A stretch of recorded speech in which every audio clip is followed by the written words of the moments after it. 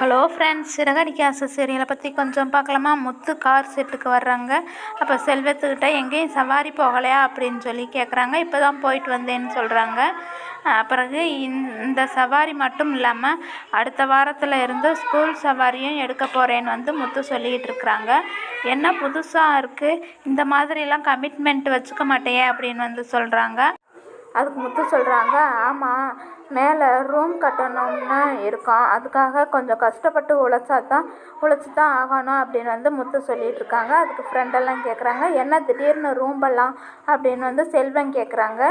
உடனே முத்து வெக்கப்பட்டுட்டு, நீங்கள் தான் அன்னைக்கு ஃபியூச்சர் பிளான் பண்ணணும் அப்படின்னு சொன்னீங்களே, அதுக்காக தான் நாங்கள் யோசித்து பார்த்தோம் அப்படின்னு சொல்கிறாங்க. அதுக்கு ஃப்ரெண்டெல்லாம் கிண்டலாக கேட்குறாங்க, ஓஹோ, குழந்த பெற்றுக்கணுங்கிறதுக்கு ஆசை வந்துடுச்சா அப்படின்னு கிண்டலாக கேட்டுட்ருக்காங்க.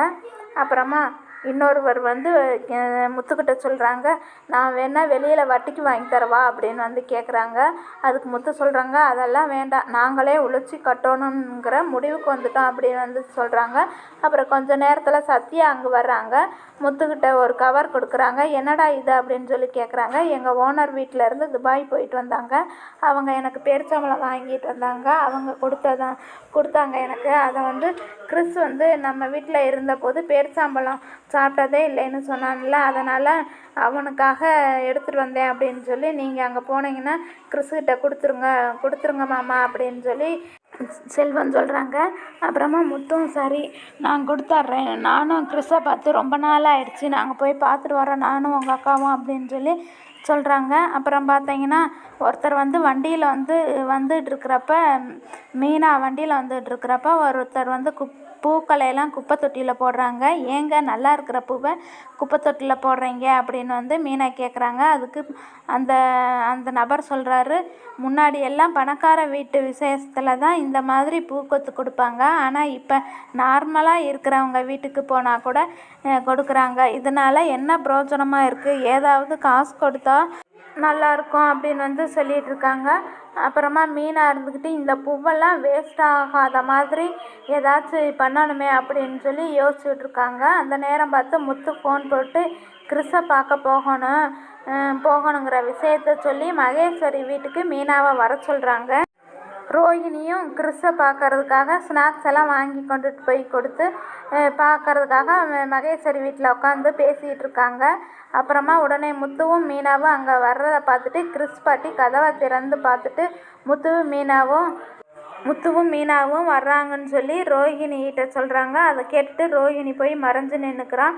அப்புறமா கிறிஸை முத்து கூப்பிட்றாங்க. முத்து வாடா அப்படின்னு சொல்லி கிறிஸ் முத்து அங்கிள் வந்துட்டாங்க அப்படின்னு சொல்லி முத்துவை கட்டி பிடிச்சிக்கிட்டு இருக்காங்க. அப்புறமா பேரிச்சம்பழம் நீ சாப்பிட்டதே இல்லைன்னு சொல்லி சத்யா கிட்ட சொன்னேயாமே, சத்யா வாங்கி கொடுத்தேன் அப்படின்னு முத்து கொடுக்குறாங்க. அந்த பேரிச்சம்பழத்தை வாங்கிட்டு சந்தோஷமாக கிறிஸ் இருக்கான். அப்புறமா கேக்கு முத்து கொடுக்குறாங்க.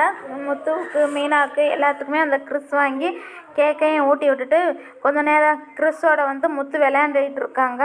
அப்புறமா ரோஹிணியோட அம்மாக்கிட்ட ரோஹிணி உள்ளே போய் அவங்கள போக சொல்லு அப்படின்னு சொல்லி செய்கை காட்டிகிட்டு இருக்காங்க.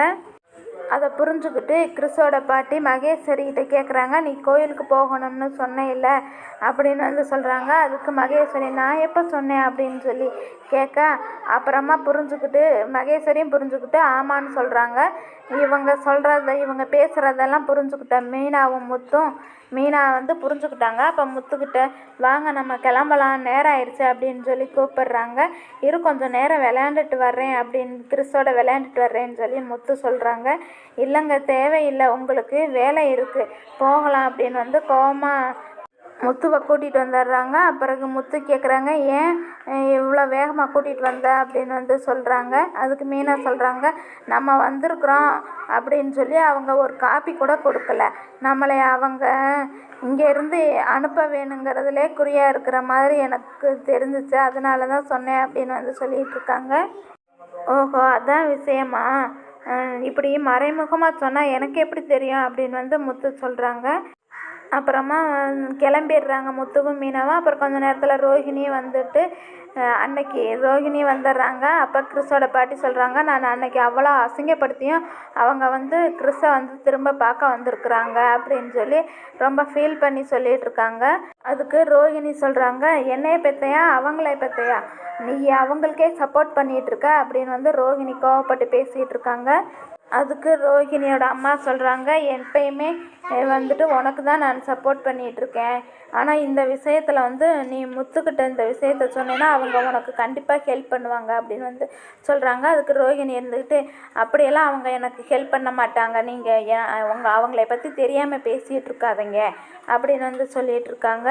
நான் சொல்கிறத மட்டும் நீ இங்கே செஞ்சால் போதும் அப்படின்னு சொல்லி ரோகிணியோட அம்மாவை வந்து ரோகிணி திட்டிகிட்டு இருக்காங்க. மறுபக்கம் பார்த்தீங்கன்னா மீனா வந்து பழத்தால் பொக்கையை ரெடி பண்ணி முத்துக்கிட்ட காட்டுறாங்க. சூப்பராக இருக்குது அப்படின்னு வந்து சொல்கிறாங்க. குடும்பத்தில் இருக்கிறவங்கள எல்லாத்தையும் கூப்பிட்டு முத்து அதை காட்டிகிட்டு இருக்காங்க. அதுக்கு மீனா சொல்கிறாங்க, வேண்டாங்க அவங்ககிட்டலாம் எதுக்கு காட்டுறீங்க அப்படின்னு வந்து சொல்கிறாங்க. இருக்கட்டும் மீனா, பிடிச்சிருந்தா பிடிச்சிருக்கட்டும்னு சொல்லிட்டு, இல்லைன்னா குறை சொன்னால் குறை சொல்லிகிட்டே இருக்கட்டும், அதில் என்ன இருக்குது அப்படின்னு முத்து சொல்லிவிட்டு எல்லாத்தையும் கூப்பிட்டு, இந்த பொக்கை வந்து பழத்தை வச்சு மீனா செஞ்சுருக்கா அப்படின்னு வந்து எல்லாத்தையும் காட்டிகிட்டு இருக்காங்க. அதுக்கு அண்ணாமலை சொல்கிறாங்க, இந்த ஐடியா சூப்பராக இருக்குதும்மா, நல்லா இருக்கா அப்படின்னு சொல்லி பாராட்டிகிட்டு இருக்காங்க. அதுக்கு ரோகிணி இருந்துட்டு, இதெல்லாம் பழசு, இதெல்லாம் பழைய ஐடியா அப்படின்னு வந்து ரோகிணி சொல்கிறாங்க. மனோஜும் சொல்கிறாங்க, நானும் இதை வந்து என்னோடய கிளைண்ட் வீட்டில் எல்லாம் பார்த்துருக்கேன் அப்படின்னு சொல்கிறாங்க. அப்புறமா வந்துக்கிட்டு ரவி சொல்கிறாங்க, டிவி வந்துருச்சுன்னு சொல்லி, டிவியை யாரும் புது மாடல் டிவி வந்துருச்சுன்னு சொல்லி டிவியை யாரும் வாங்காமையா இருக்காங்க உன்னோட ஸ்டோர் ரூமில் இருந்து அப்படின்னு வந்து சொல்கிறாங்க. நீ எது செஞ்சாலும் மீனா நீ எது செஞ்சாலும் நீ குத்தம்தான் கண்டுபிடிப்பியா அப்படின்னு சொல்லி மனோஜை ரவி திட்டுறாங்க.